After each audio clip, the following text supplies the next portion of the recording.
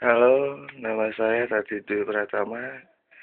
Tapi teman-teman manggil saya Tama karena saya anak gaul, anak yang mencoba untuk lebih gaul, lebih tepatnya. Sampai saat ini saya masih suka main Facebook, dan nama Facebook saya ada di Tama Pandesta atau Tama Spasi Pandesta. Walaupun anak-anak gaul lainnya sudah bermain Twitter, saya tetap berpendirian teguh bermain Facebook.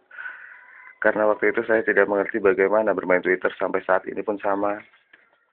Dan tiba masa dimana gue mulai tertarik dengan Twitter. Akhirnya gue putusin untuk membuat account Twitter. Dan setelah gue lihat-lihat Twitter gue keren juga, gue buat emailnya, gue buat Twitternya, gue bersihin Twitter gue bedakin, ternyata Twitter gue cantik juga. Gak kalah cantik sama mantan-mantan gue yang sudah ngebuat gue galau. Dan gue kasih tema-tema yang terunyu waktu itu, gue update status berkali-kali, gue follow teman-teman gue bangga banget waktu itu karena gue sudah bisa bermain Twitter, dan gue bisa ngebuat Twitter gue sendiri. Dan waktu membawa gue ke dalam pergulatan permainan Twitter, dan setelah 2 tahun bermain Twitter, gue menemukan tingkat keperihan yang cukup mendalam di jaring ini, yaitu selama 2 tahun bermain Twitter, follower gue cuma 50-an orang, men.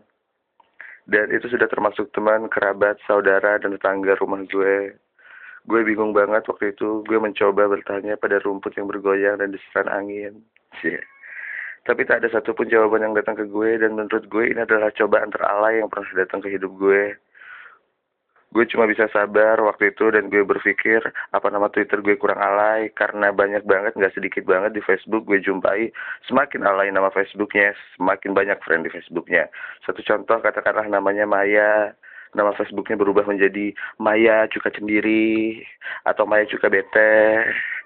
Gue kadang bingung kita harus manggil dia apa, Maya, Cuka atau Bete. Dan kalau gue amati tingkat keahlian seseorang akan diuji saat orang itu menjalin relationship di Facebook.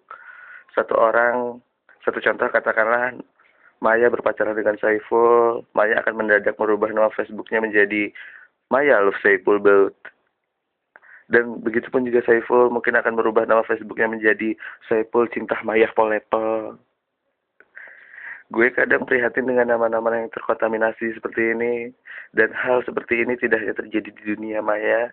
Di dunia nyata banyak banget gue jumpai. Anak-anak zaman sekarang mulai memodifikasi namanya sedemikian rupa. Ada temen gue namanya Siti Nurjana. Lo tau gak panggilannya apa? Panggilannya Nana.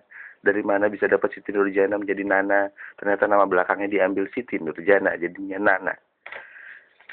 Dan ada juga Ismail jadi Smile, Siti jadi Sisi, Subejo jadi Jojo, Supriyadi jadi Didi. Gue bingung apa maksud mereka modifikasi nama sendiri. Mereka alay semuanya. Untung gue nggak alay, nama gue Tati Dwi Pratama, tapi nama panggilan gue Tama. Untung gue nggak alay seperti mereka. Gue geli ngeliat orang-orang alay. Dan semua mulai bermain singkat-singkatan dalam nama. Waktu itu gue lagi nongkrong di suatu mall. Ada anak kecil menghampiri gue dan gue kaget banget. Nama di name tag-nya adalah Rep Klimanov.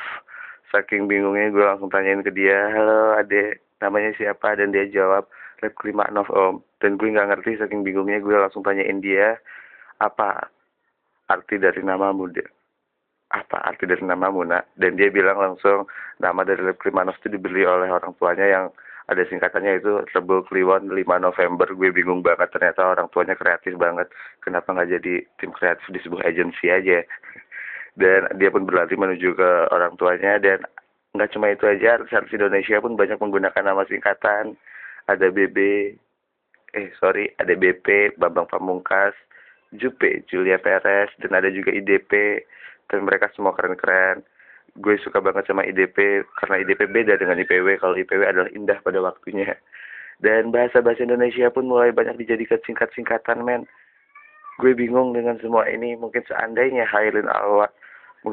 bila Hairil Anwar bangkit dan hidup kembali, beliau akan lebih memilih kembali mati, melihat dan mendengar keadaan bahasa Indonesia yang seperti ini.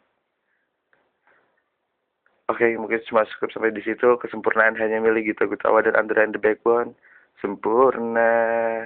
Saya komedian jalanan. Sampai jumpa dan terima kasih.